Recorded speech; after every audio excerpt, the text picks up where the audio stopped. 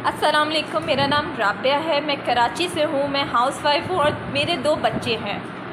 मेरे बच्चे को एपिलेप्सी का इशू है, जिसे आप आसान अल्फाजों में फिट्स कह सकते हैं। मैं एक किराए के घर पे रहती हूँ जिसका किराया 20,000 रुपये है। इस वक्त जो मैं ग्रॉसरी लेकर आई हूँ, जिसमें आटा, चीनी, घी, दालें नहीं है, ये मेरा बिल है। ये मैं अभी लगाऊंगी कि आप लोग देख लें कि इस माँ ने कोई फजूल खर्ची नहीं की है।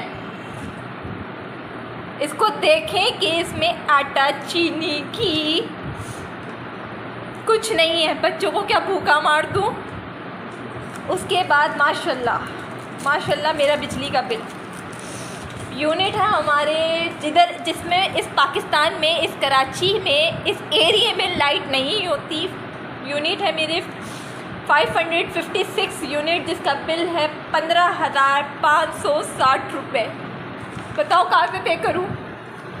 रेंट पे करूँ, ग्रॉसरी लेकर आऊँ, बिजली के बिल दें या टैक्स पे करें तुम लोगों को कि तुम लोगों की जेबें भर जाएं। मेरे बच्चे को फिट्स पड़ते हैं, जिसकी मेडिसिन तुम लोगों ने इन 4 महीनों में माशाल्लाह इतनी महंगी कर दी है कि वो भी पिलाना छोड़ दूँ। मैं उस मरियम नवाज़ में, उस शहबाज शरीफ से पूछती हूँ, क्या तुम लोगों को खुदा का खौफ नहीं है? ख़त्म हो गया है खुदा का खौफ, मरना नहीं है। कब्र भूल चुके हो कि तुम लोगों ने कब्रों में भी जाना है। क्या तुम इन मासूमों के आंसुओं का हिसाब तुम लोगों को कब्र में पूछा नहीं जाएगा कि तुम लोगों ने एक गरीब को मार दिया है?